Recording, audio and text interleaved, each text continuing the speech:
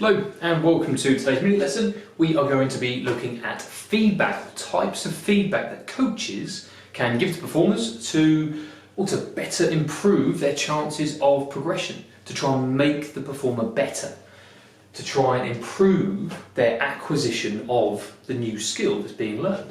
And the reason I've got this blue line running down the middle of the board here is because they come in pairs, and there's four of them, four different pairs, and they are opposite. Okay, so if you can remember that there are four pairs and you remember them in the pairs, it's a lot easier to remember that or that whole list of 8 types of feedback. So we're going to start off with the simplest ones, which are positive and negative. Positive and negative feedback. So a coach, negative, there we go, E. There we go. So a coach can use either positive or negative feedback to shape behaviour, to encourage progression and improvements, and to make that learner get better. Now, on the face of it, you might be thinking, well, we should always be using positive because we should tell them what they're doing right, and we shouldn't be negative because that will dampen their spirits a little bit. Well, you're right if we think back to Fitz and Posner's stages of learning, where we have the cognitive, associative, and autonomous levels, stage 1, 2, and 3. In stage 1, you're right, we should be avoiding negative feedback. We don't want to be telling them what's bad about it because there's going to be lots of bad stuff. Instead, we're going to be focusing on the positive because the one thing that they are doing right, that's what we want to focus in on, to try and ingrain into their brain so that they include it in their motor program for the rest of time, or until they get to the stage that they need to develop or refine it or change it in some way. So I'll sort of explain what they are really in that example there. But positive is good things.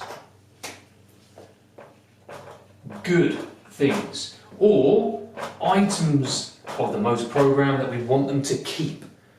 If it's what we want to see and we want to see them do it again, then we tell them about it. Positive feedback. What have they done right? Another way of putting it, what went well? WWW. Some of you in school or teachers, you'll know WWW is what went well, which has an opposite, or it has a pair, which we can put over here on the other side, which is EBI.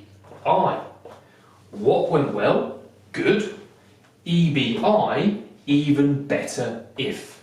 So you just did a skill, but it would be even better if you changed it. So that's negative because we're telling them what they've lacked or what they've missed out from their previous attempt, which is what the negative is. It's the bad. It's the gaps. It's what they didn't do or what they did wrong, the incorrect sections. So our first pair of types of feedback, positive and negative. Second up, we have intrinsic and extrinsic. Intrinsic and extrinsic. You're probably familiar with these phrases, or sorry, I should say words, if we're dealing with motivation or dealing with feelings. If we're talking about kinesthesis, that's quite an internal feeling. Well, the same goes for our feedback, whereby intrinsic feedback is information generated from within. So we'll just put here, within. It's the personal perception. What the performer thought about their own performance. Did they think it went well? Did they think it went badly? Did they think it went badly? Did they see the success that came from their skill action? Did it feel comfortable? Did it feel fluent? Or did it feel jerky, lumpy, bumpy, inefficient? So intrinsic from within, and it's their personal perception of whatever it was that they were doing. How did they think it went? They're not using data, they're not using a coach, they're not using video, just them and their opinion. From within, personal perception. Extrinsic is the opposite, and hopefully you're now starting to see the purpose of these pairs. One is often the opposite of the other. So extrinsic is outside of the performer.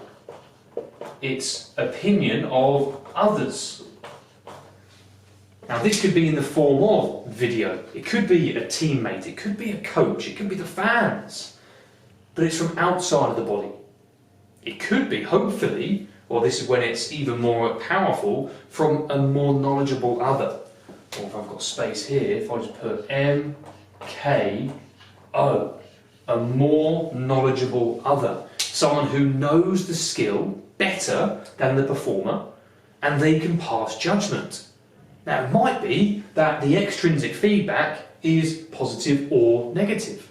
We can start to play around with the combinations of feedback that we give to someone. They're not always going to be all one side or all the other side or only one type. Quite often the most effective forms of feedback are a combination of each pair, or from one of the pairs at least. So, positive, negative, good and bad. Intrinsic, extrinsic, from within, from outside. Intrinsic, extrinsic. Next up, next pair, we have core and cop.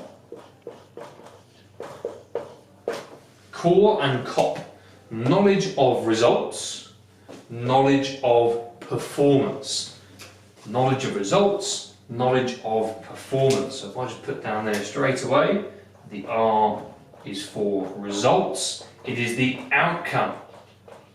It is the end product. It is whatever is produced as a result of the skill action. The consequences. Whereas the knowledge of performance, if I just put performance in there, it's the process. It's the technique, it's the style, it's the fluency. Think about the characteristics of skill: ace face, aesthetically pleasing, controlled, economical, fluent, consistent, efficient. That's the knowledge of performance. We're talking about the quality of the skill execution, the actual doing part, not the outcome, the result, the consequence of doing the performance. Again, both are useful in a variety of different situations. If we've got a level 1 performer, stage 1 performer, and they do something right and they get a good result, then we can use a good result as the positive piece of feedback. If they lose, however, we don't want to be talking about the result because that would be negative. We don't want to tell them that they came last, they probably already know that. So we steer clear of the negative result and instead we tell them about their positive performance. Well done, that looks so much more comfortable, a lot more fluent. You're a lot more comfortable out there. So knowledge of performance is the quality of the execution. Knowledge of results is often the outcome, which can be quantified. So we've got quality and quantity, another way that we can differentiate. Might be a little bit small there to read. But knowledge of results often can be quantified. So we've got numbers, data, percentages, scores. Whereas knowledge of performance, it's more to do with the quality, the softer part of the skills. Ace face, we're using adjectives and descriptors rather than numbers and objective data. So, positive, negative, intrinsic, extrinsic, core and cop, or results and performance. Lastly, we have got terminal and continuous. Out there. Terminal and continuous. Again, same category because we're dealing with time. When is the feedback given? And with terminal, it is at the end. So terminal, at the end, think of termination or terminate. To terminate something means to end something. So at the end, it's quite often summative. It summarises the performance or the result. We're not looking at the skill execution as it happens. We'll just break those up there. So terminal, feedback after the fact, after the skill has been performed. So it's too late to change anything, but what we can do is pick it apart and tell you what went well, what you need to improve. A lot of it is going to be extrinsically based because we rely on the more knowledgeable other, the coach, or someone outside of us who is watching the skill to now give their feedback at the end of the performance. The opposite is continuous. It's ongoing. Ongoing. It is current. Another word is, no, not subjective. Say that one out. Formative. That's the word I was going for. Formative. Summative often summarises the end product and the collective efforts, whereas formative feedback is happening in the moment. It's constructive. So it could be the coach on the sideline of, let's say, a football match. Push up, drop back, press, shift over. Winners, first ball, no second bounce. You know, that's in the moment feedback. It's short, it's sharp, it's meant to have an effect in that current moment. You're not going to say after the game, 90 minutes later, about that one time that the ball was in the air and someone didn't go up for a header. The moment's passed. Continuous feedback is instant, current, in the moment, it's ongoing. It's forming the quality of the skill. Whereas terminal feedback, it happens at the end. It summarises the overall quality and it picks out the best bits and the worst bits. Think of this like the highlight reel. That's the match of the day analysis, the in-depth detail. Whereas continuous, that's what's happening in the moment.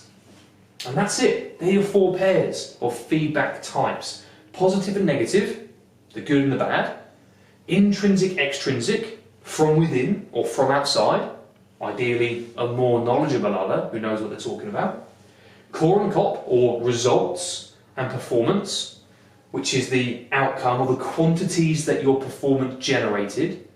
Whereas performance is actually going through the process, using that ace-face mnemonic. Was it aesthetic? Was it fluent? Was it controlled? Was it efficient? It's the quality of the skill. And then lastly, terminal and continuous is to do with time factors. When is this feedback being delivered? At the end or ongoing, during the performance? Are we going to be summarising the best and worst bits, or are we going to help form the current execution of the skill? And that is that. 8 types of feedback, 4 different categories, and I'll leave it there. So I hope you found that useful, and I look forward to seeing you in the next lesson. Bye now.